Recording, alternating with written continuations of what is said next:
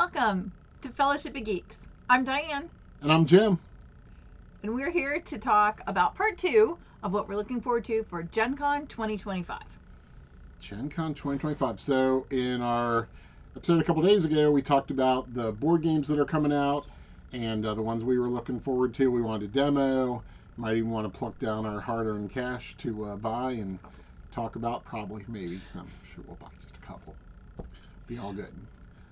Today we're going to talk about some RPGs. Not as many being released as board games, and some of the other things we're looking forward to and excited about coming up at GenCon this year.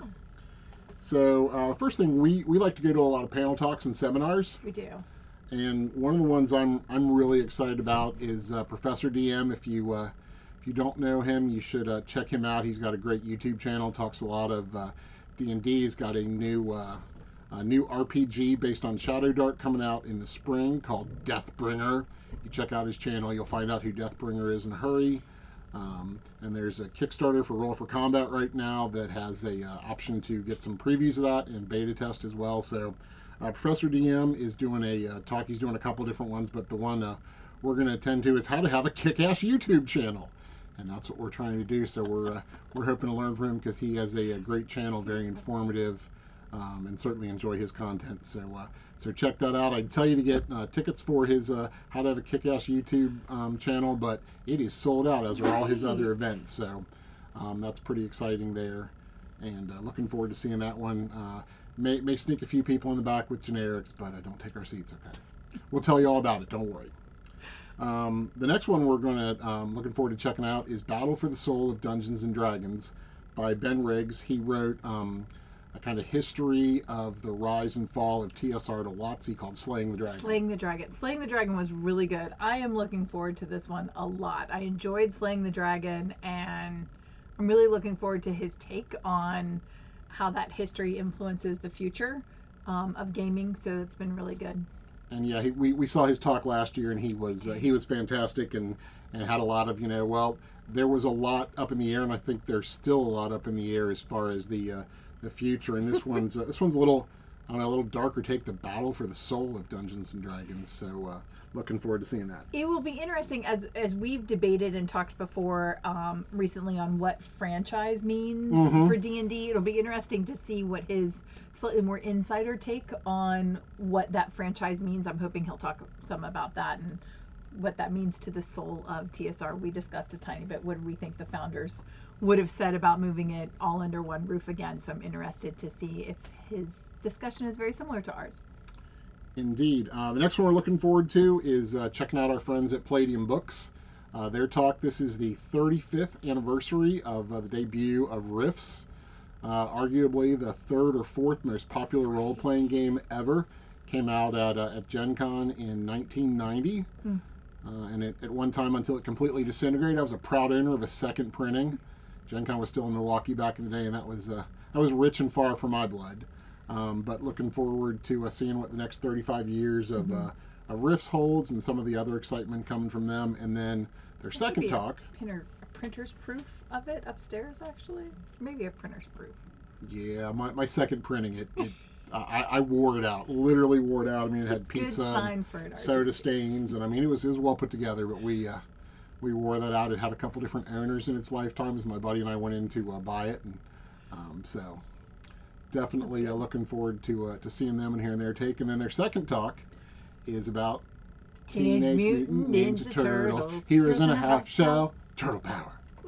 So they have their Kickstarter. They're going to have samples of the books, printer proofs, and whatnot. To view at their booth 1515, I believe. Yeah, they're 1515, smack dab in the middle of the dealer hall, in a really good spot, so you can go and check that out. And if you didn't get a chance to back the Kickstarter or get in the backer kit later, the fact you can still order copies of it, and maybe there might even be a discount there to be had at the show. But they're going to talk about the future of Teenage Mutant Ninja Turtles. A lot of cool art in the book, a lot of throwbacks, and a bunch of different people that wanted to be involved. It's a really good, I remember last year they were talking about it too, it's a really good take that's very true to some of the early comics. Ninja Turtles is very popular again, and I remember even last year, like that market. Like everything had a Teenage Mutant Turtle spin on it. Yeah, There was a 'cause, board game, and there was a miniatures, Yep. and there were so many things. And Palladium talks about this as one of the first licensures that they had was Teenage Mutant Turtles. So coming back to that again, and then bringing it back to kind of the grittiness of the original comics is exciting. It's not gonna this is not what you go buy your little kids Ninja Turtles again. So this should be interesting to hear them talk about it. Yeah, and so looking forward to seeing that grittier take. And Eastman and Laird were both involved in the new RPG and did some artwork for it. So that should be really cool. But yeah, Restoration Games has I believe it's Unmatched. They have an expansion for Unmatched with Turtles, and there's all kinds of Turtle stuff. So Turtles are definitely a hot property again. Let's see the next one. As far Speaking as of anniversaries, the 50th anniversary of Chaosium. cool. And if you're unfamiliar with Chaosium, Call of Cthulhu, enough said. You could go on there forever. A seminal role-playing game. Insanity or sanity points, depending on your point of view, as you're running there with your keeper. Always fun game. I always like to check out a Call of Cthulhu game when I go to cons. But yeah, looking forward to seeing some of their 50th anniversary swag and the goodies they have and celebrating with them as well. So a couple of big anniversaries coming up there that'll be celebrated this year at GenCon. We may have to drag back out the photo, our little guy, one of the first Gen Cons he went to. When he was 2 or something. 2 big giant stuffed Cthulhu that he just latched onto. Got a big hug on, and all week long. He was cute back then and had that cute little page boy haircut, and everybody's like, oh, how cute, and just giving him all kinds of swag, and he's like, oh, this is how it's always going to be. I'm like, oh, stay cute, and we'll see if that works out for you. But yeah, the one in his stroller, and everything in the scissor stroller just glommed on, and him just hugging his little stuffed Cthulhu. So that was it's a great memory, absolutely. Another one I'm looking forward to checking out is 23rd Century Products. Maybe if the Kickstarter gods are shining favorably upon me, I'll have my copy of Savage Charlie Foxtrot. Supposed to be shipping this week. And that is also an ENnie nominated game. Nice. From what I read, that is the first time a Savage Worlds product from a third party was nominated for an ENnie. So that's exciting. If you haven't yet, go vote for the ENnies. I think voting closes tomorrow on Friday the 25th. So go make your selections. I have a couple to go back and finish.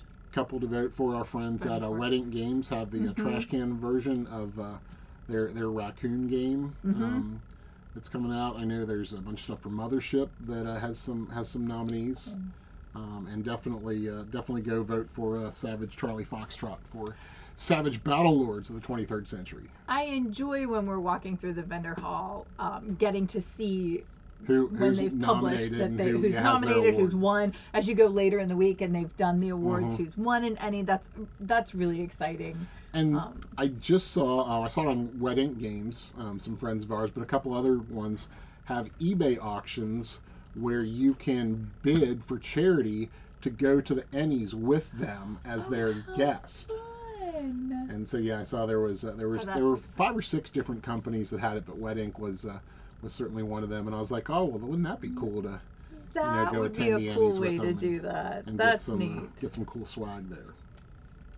So one I know you're looking forward to because you've gotten very into the game recently with Shadow Dark. Fell in love with Shadow Dark. I was resistant for a while. There were so many new flavors of fantasy out there, and some friends in our gaming group at Origins turned me on, and then my buddy Eric Bloat gave me a good sales pitch and looked at it. So a couple of our folks in our gaming group picked it up, and a couple already had it. So we're looking to run a bunch of Shadow Dark events next year at Origins, but definitely want to check out the Arcane Library 2138 and maybe pick up a few new goodies for Shadow Dark. I mean, it doesn't need much. It's so elegant and perfect just in the main book, but there are starting to be a lot of support for it, and so that's really cool, and it's fun to see it expand. That is.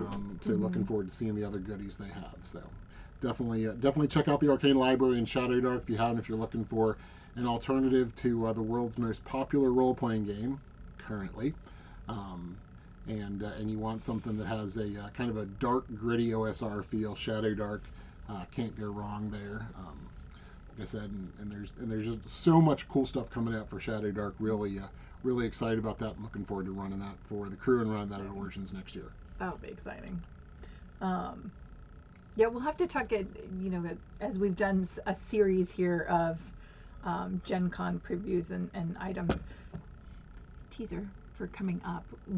The discussion of where you run games and what a con game is like versus a con that we go to that we just enjoy and are present for. Because those are very different experiences to be had. So. And certainly can talk about, cons that are good for playing games at, cons that are good to go party and spend money at.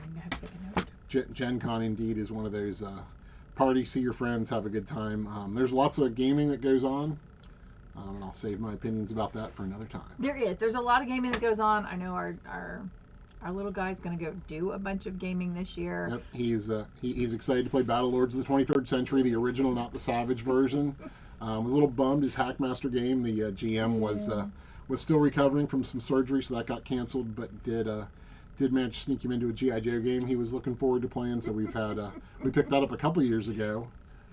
From Renegade Studios, and I ran that this summer at Origins, and so he's looking forward to getting in and playing that without the old man running him through the paces. So. It's a whole different world. And I mean, it was sounded like kind of a cool scenario because you're playing Cobra soldiers under Destro's command, and there's a little like, hey, are you going to turn on Cobra? I mean, Destro's always turned on Cobra, so why not have the Cobra soldiers under Destro's command turn on Cobra? I mean, that's just almost cliche, but not quite. Almost.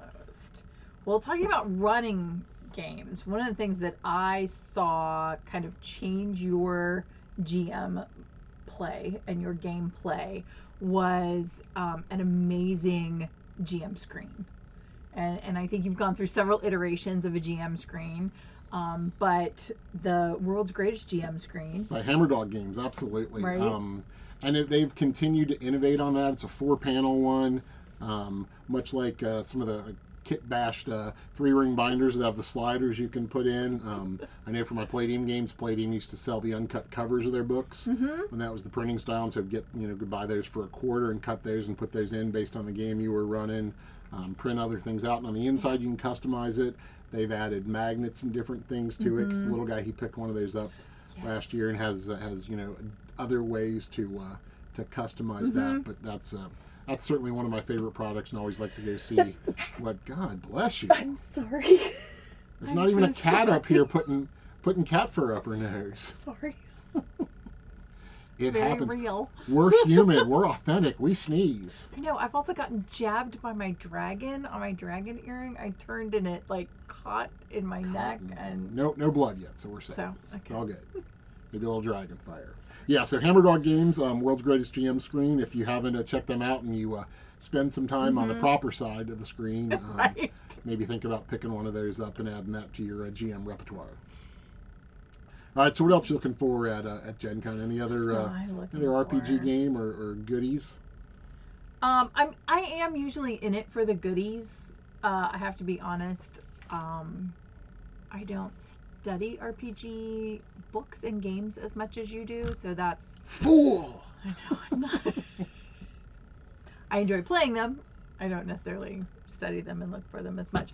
I do really, really enjoy the dice and dice collection, though, and all of the booths that have dice, and trying to kind of preview who's got which dice I might want to pick up this year.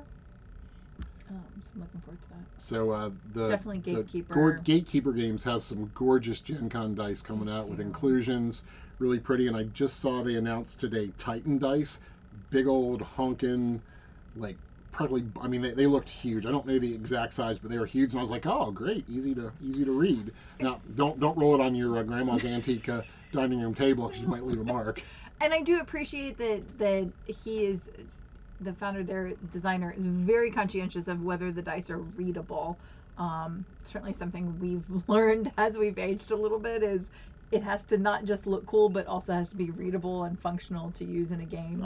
I stopped buying pretty dice a while ago and got turned on to Gatekeeper Games and their half-size dice because they just the way they pick up and read really easy, and even if you have tremendously good eyesight, you get to that Saturday night game in that dimly lit convention hall and you're tired and your players are tired and you roll and you're like, what's that say? Oh, is that a no, that was a 2. Sorry, you miss. So got turned on them. Really looking forward to their stuff. The dragon inclusion dice that we just those were in the program book. I don't remember who had those. Those were kind of pretty. And speaking of convention dice, you can't forget Crystal Cast. Can't and everybody Crystal gets Cast. Your coupon book, and you can go get your free GenCon or Origins or whatever convention they happen to be at die. So I have to ask, do you need to bring your Origins coupon book with you?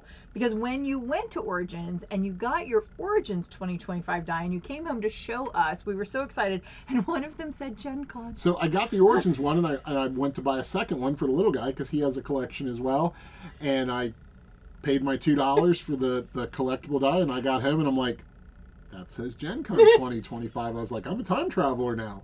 I mean, I know, like, Origins usually has the time dilation problem where it's like, we just got here. How can it be Sunday?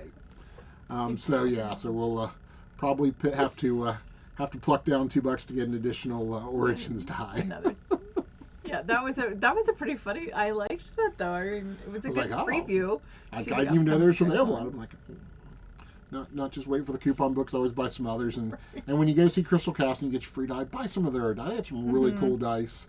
I bought they had the skull dice bags years ago that you get full, and I used to keep a bunch of D6s in there when I played Shadowrun, and I was like, it picks up easier with all the Crown Royal bags and some of the other ones. I was like, I know what's in there.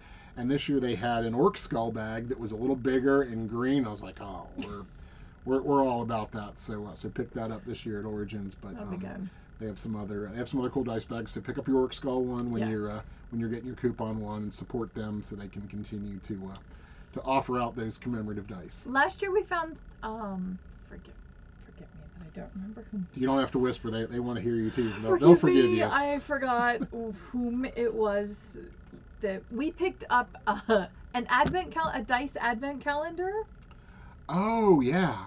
They had some really unique and very themed dice, and dice that sometimes went with board games that you could pick up that were much more themed to go with the board game. We got some cat dice. Yeah, really cute.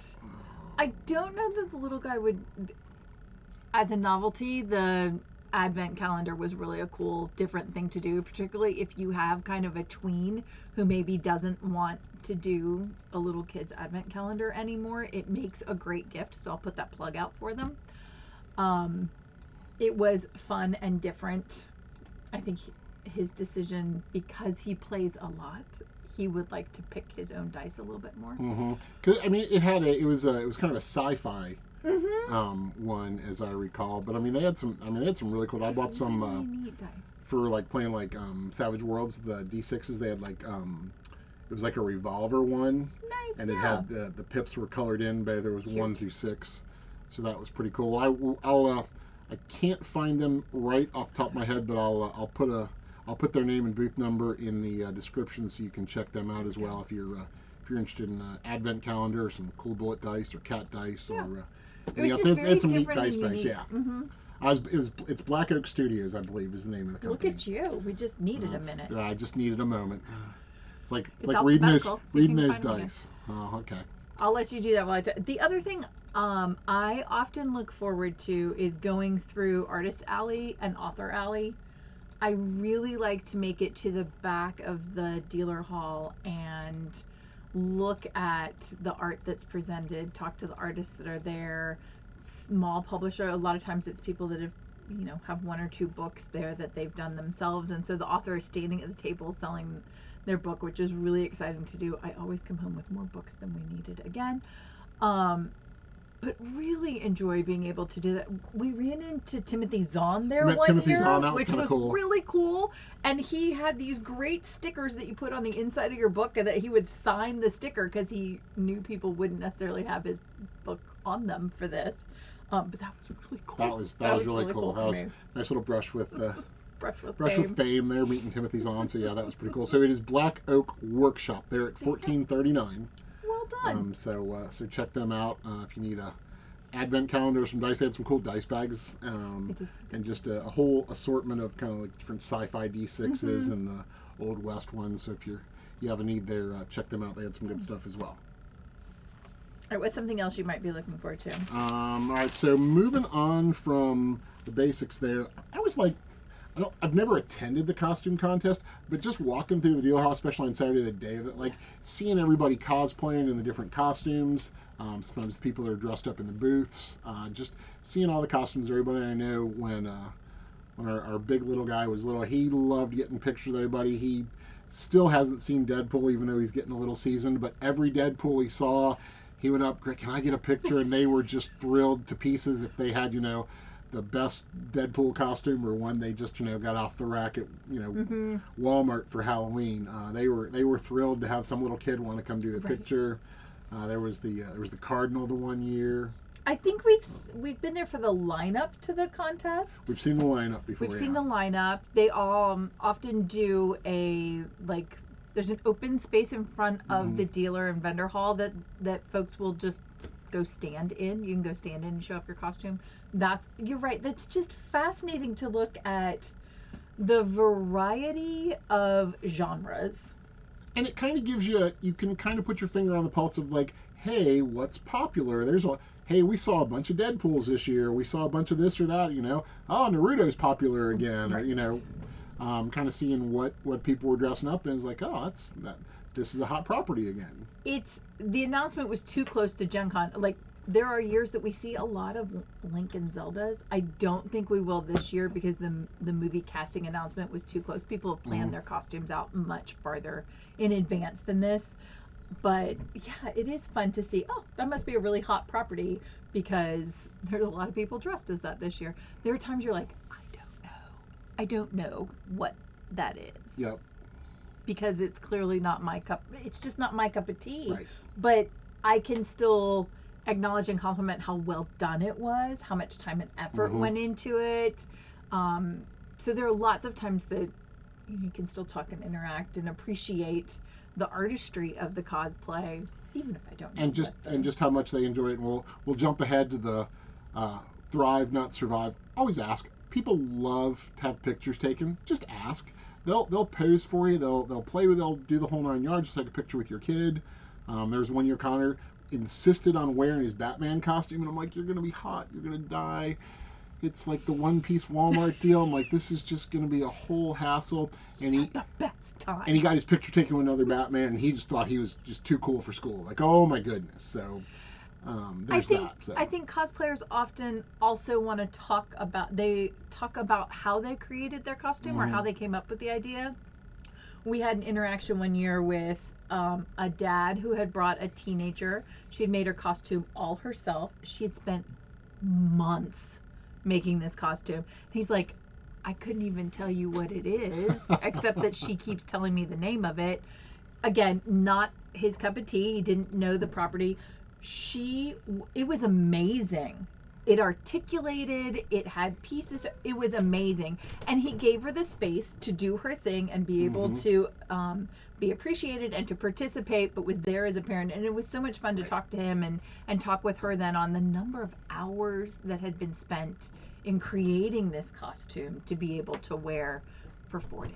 And the ones that have like the big mech costumes, I remember somebody like did a Mad Cat big mech from Battletech or Mech Warrior, and it was like, not only is that dedication to the bit, but I'm like, that just it looked like a lot of work, but I'm like, and they were probably having the time of their life. So yeah, I love seeing that segment of the fandom and people getting excited and enjoying and sharing it that way. And the other thing I think is cool is there's usually, especially on Saturday, you see them, is the cosplay medics. Yes. That are, like they have their whole little sewing kit and a little like hand sewing machine and super glue. Stitch you back up if something happens, you tear something, like whatever happened, man, they are ready to get you ready and get you back on the battlefield of the costume contest. That is really cool too. That is like, I just think it's cool they do that. So that is a lot of fun to see.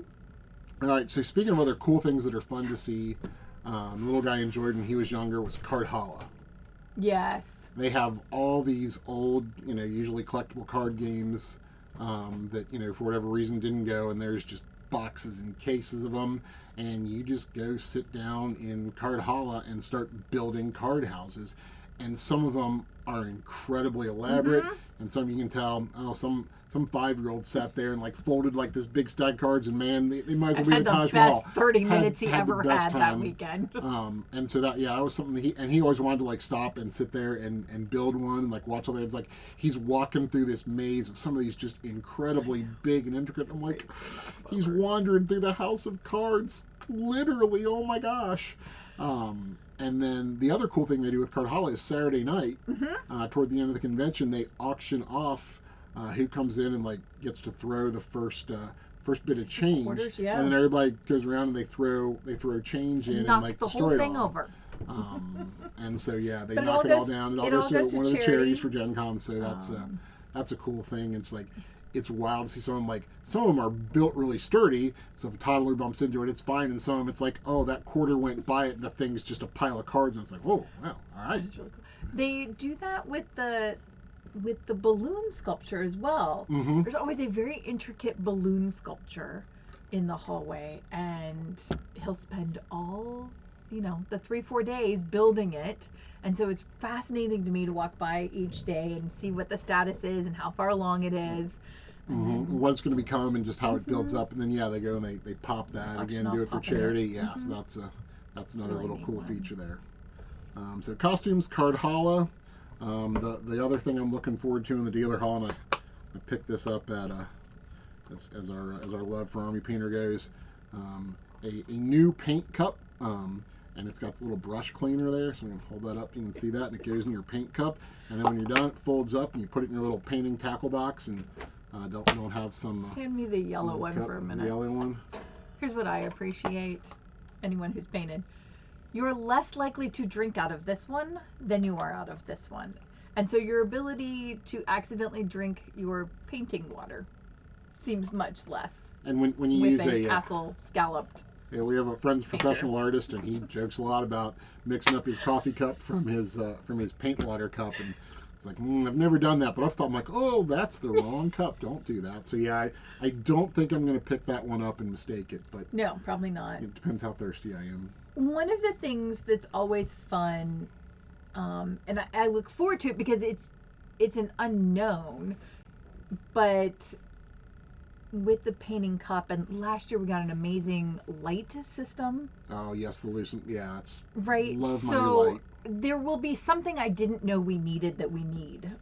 Absolutely, and that's some of the fun of wandering through the dealer hall and just like, like things you could never imagine and didn't know you needed. It's like the old Johnson Smith catalog. I need that. Well, all this talk about wandering through the dealer hall and playing games and going to seminars has made me hungry. Are you hungry? Ooh, hungry. Hungry. What are you looking forward to eating at GenCon? Ooh, that is one that has changed a lot over the years. It has. We should get a microbrew and pour it out on the curb for our friend Scotty's and the Ram. Scotty's and the Ram. Good times. The original GenCon gamer bars that like really catered to the convention and had partnerships and played movies, and like the staff got into it, and they had themed menus, and they gave out dice. I mean, yeah, it helps tremendously that their manager and GM was a gamer, and Indie Dave was a gamer, helped a lot, and so it was very easy for him to initiate and perpetuate this within the restaurant area. A lot of other restaurants have picked up and realized that gamers do have disposable money to spend on it. And they get hungry. They like a frosty brew, big giant burger. I do think sit for a spell. We try and plan a day to food tent alley. Go to the block party and check out all the different food trucks, and the little guy is certainly more interested in that than we are. I must be the wrong age. I don't fully appreciate the food truck There are things to be done, and he does not want to now spend an hour and a half sitting at a restaurant having a reasonable meal. I have now gotten to the age where I'd like to go spend an hour and a half sitting at a restaurant. Have a reasonable meal. And have someone bring me that third cup of water so I stay hydrated. Sit down for a little while.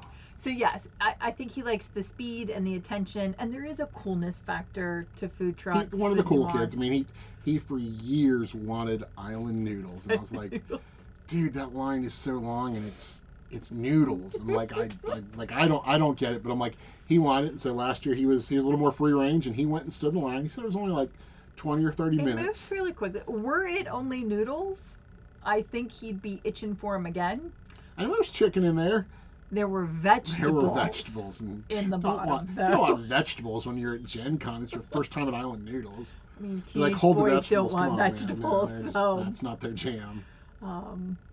Yeah, we do enjoy the hot box pizza that does breadsticks in a cup. And the It's cup a of cheese great marinara, traveling way to do that. So I look forward to that because it's kind of iconic. And they've got their hot box has the chili con carne pizza this year. Yes. With no Con bean carne, chili, which yeah. is what chili really is. Chili does not have beans in it. And it also has potato chips on it and hot dogs. Hot dogs. So it's like a coney pizza. I did not get their specialty pizza last year, and I do not imagine I'm going to get their specialty pizza. Not going to be waiting in line to get a chili con carne pizza? Probably Even though it's not. legit chili, not bean chili? Probably not. Okay.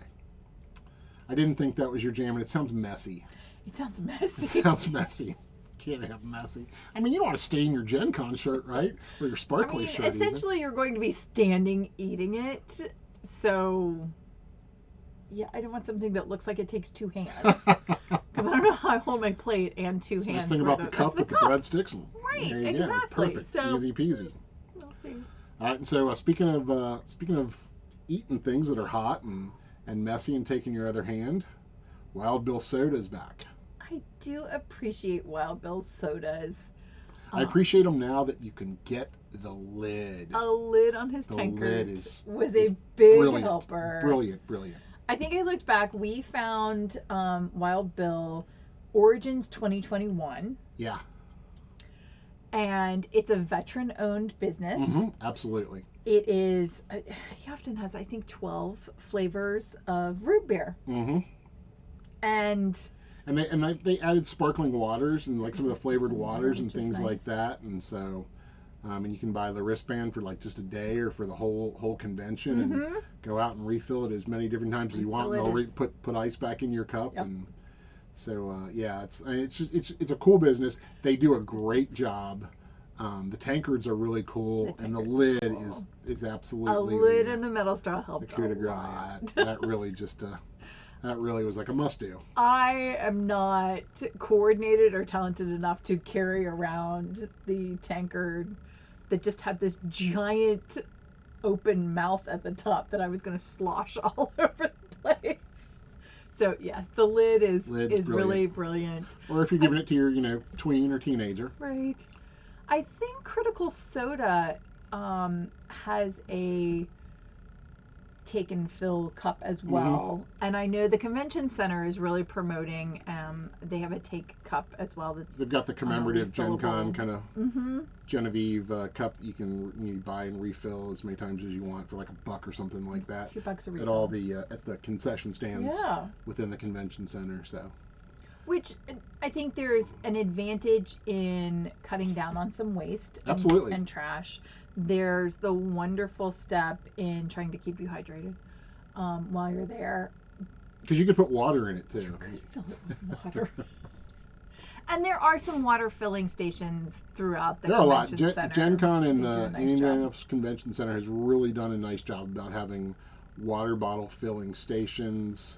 They're hard lined in, so it's easy to keep your water bottle filled and help stay hydrated. But I think it says a lot about Indianapolis's recognition of GenCon that it's not just an indie hard plastic refillable cup. It's a GenCon cup. Right. And I think that says a lot about how they view GenCon coming to the convention center. There may be a few people that'll collect those year in, year out. Don't know any of those people, but I'm sure they're out there. Speaking of collecting things, one of the things that I really enjoyed, and I am not old enough, and our little guy is now too old. If I were a little bit older, I could get away with this. They used to do the scavenger hunt pins, and they're a button pin. They're not the enamel collectible pins. They were just a button pin, but. A couple of years they had, I don't know, a dozen of them, and if you got them all, you got a different places and get a little stamp, and then right. and it was the 50th anniversary, I believe they did it too, and there were not a whole lot of those, and you could only get that last one on Sunday. And there was kind of a gaggle around the customer service booth to get them, and it was like there were a bunch of sad adults. I'm like, don't be sad, the kids got them, and that's the future of our hobby. And again, it's a wonderful recognition of GenCon that a lot of families come to this event. It was a great recognition that they are the future of the hobby, and each station was really good about telling people these are really being saved for the kids. I have to give out X number to kids before I can give them to you. And I think that was great. That was really great. And, you know, again, we took our little guy, he and I did a couple of years where we went through and collected them all. And sometimes it would spread you out into the surrounding area. There was a game shop nearby, you had to get one. There was a restaurant, you had to go and get one. Not just through the convention center. And again, I think if I were a couple of years older, I could probably get away with collecting them again. If I take my mom. Take your mom, yeah. She could go and collect them. Get her on a little scooter. But I enjoyed that a lot. As much as he did. The scavenger hunt kind of aspect of it too is like going and finding, like seeing booths and things in the convention center that may not have been your cup of tea or something that you would necessarily go looking for. And I think... So we were discussing a little bit how long we have gone to GenCon.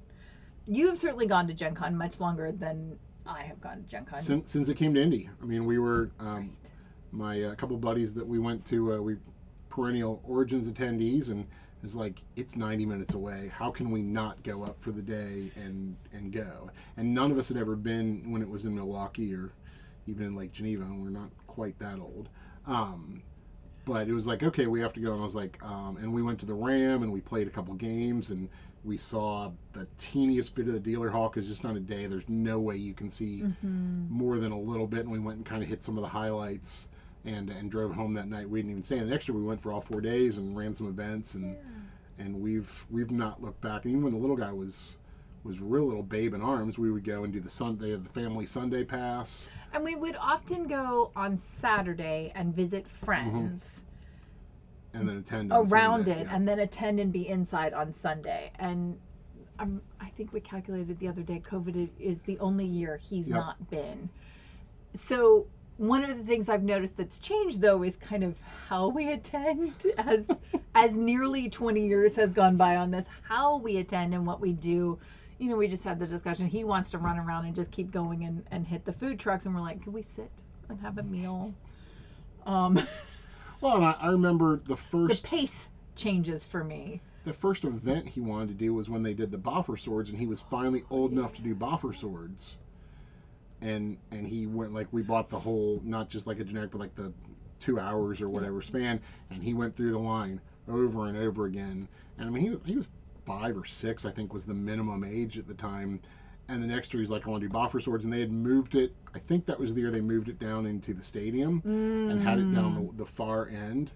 And we were there an hour before the people at the booth were there because he wanted to be the first one in. And like, we're standing around the stadium like, okay. And I think that's one of the things that I've really seen change is the amount it has grown. The number of years it was at the convention center only. And there was a smattering of stuff in the hotels. Smattering things at hotels.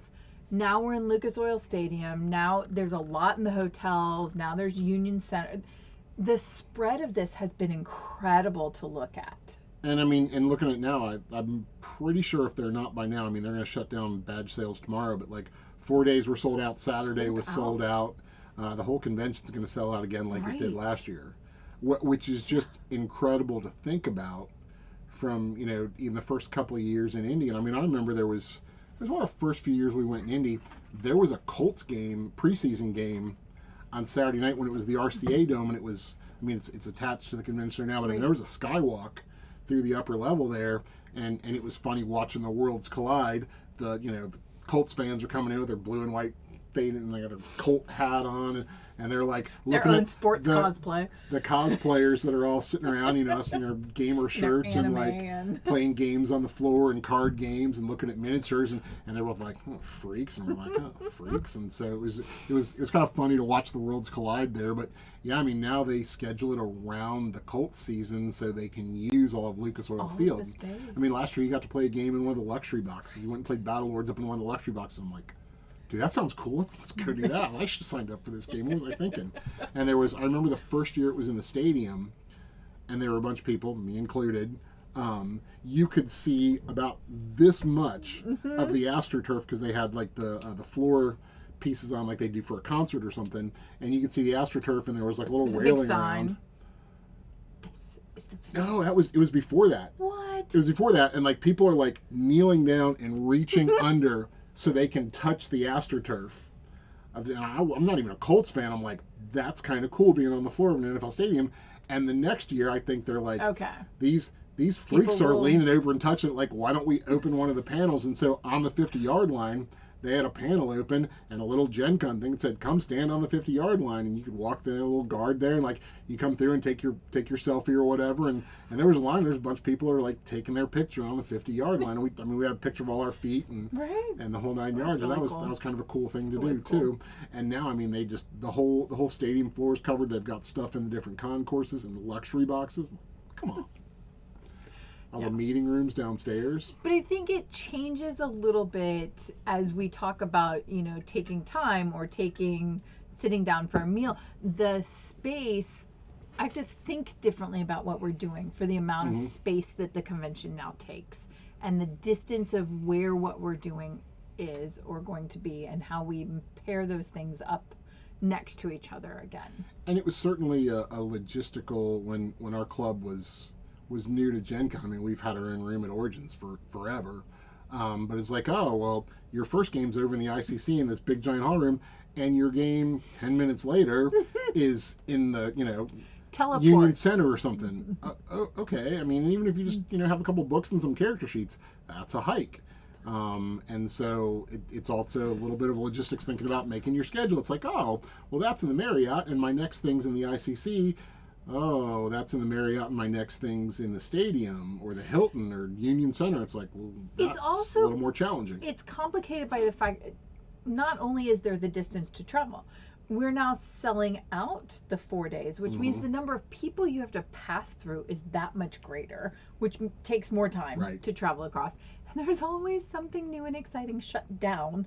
Oh, the construction the convention is just center that you have to navigate through, which is great that Indy continues to grow. And I thought, like, you know, when they built Lucas Oil and they had the Super Bowl, that was peak, and then COVID kind of was a bump in the road there. But now, I mean, there's where they had the Commonwealth Games and all that's under construction. They're building new buildings and hotels and just like it's wild to see it continue to grow and change. It is.